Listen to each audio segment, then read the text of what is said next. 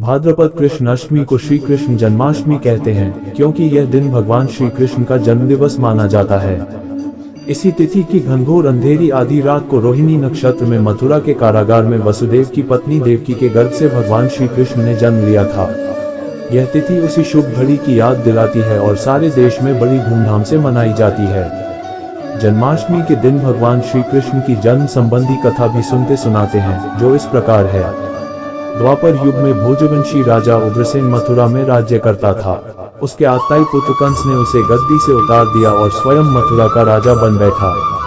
कंस की एक बहन देवकी थी, जिसका विवाह वसुदेव नामक यदुवंशी सरदार से हुआ था। एक समय कंस अपनी बहन देवकी को उसकी ससुराल पहुंचाने जा रहा था। रास्ते में आकाशवाणी हुई, हे कंस, जिस देवकी को तू बड़े प्रेम से ले जा रहा है, उसी में तेरा काल बसता है। इसी के गर्भ से उत्पन्न 8वां बालक तेरा वध करेगा। यह सुनकर कंस वसुदेव को मारने के लिए उद्यत हुआ। तब देवकी ने उससे विनयपूर्वक कहा, मेरे गर्भ से जो संतान होगी, उसे मैं तुम्हारे सामने ला दूंगी। बहनोई को मारने से क्या लाभ है। कंस ने देवकी की बात मान ली और मथुरा वापस चला आया।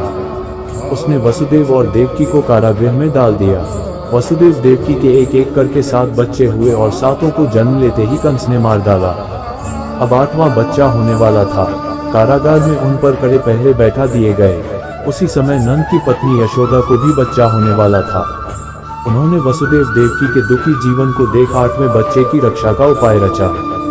जिस समय वसुदेव देवकी को पुत्र पैदा हुआ, उसी समय संयोग से यशोदा के गर्भ से एक कन्या का जन्म हुआ, जो और कुछ नहीं सिर्फ माया थी। जिस कोठरी में देवकी वसुदेव कैद थे, उसमें अचानक प्रकाश हुआ और उनके सामने शंख, चक्र, गदा, पद्म धारण किए चतुर्भुज भगवान प्रकट हुए। दोनों भगवान के चरणों में गिर पड़े।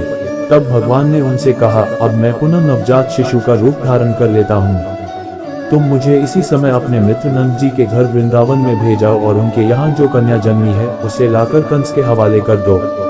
इस समय वातावरण अनुकूल नहीं है, फिर भी तुम चिंता न करो।